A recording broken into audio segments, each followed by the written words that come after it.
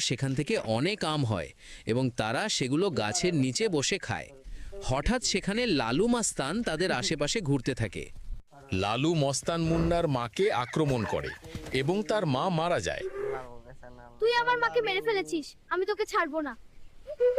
প্রতিশোধ নেয়ার জন্য মুন্না প্রতিদিন কঠোর ব্যায়াম করে আর সে প্রতিদিন প্রচুর পরিমাণে শাকসবজি খায় শক্তি যোগানোর জন্য। দেখতে দেখতে মুন্না বড় হয়ে যায়।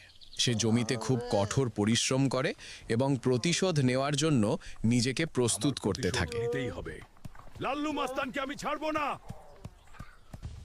লালু মাস্তান তুই থাক, আমি আসছি, আজকে তোর খবর আছে। মুন্না এবং লালু মস্তান যুদ্ধের জন্য মুখোমুখি হয়। শেষে যুদ্ধের মধ্যে লালু মস্তান পরাজিত হয়। আমার মায়ের জন্য সবাই লাইক এবং সাবস্ক্রাইব করুন আর কমেন্টে নিজের মায়ের নাম লিখুন।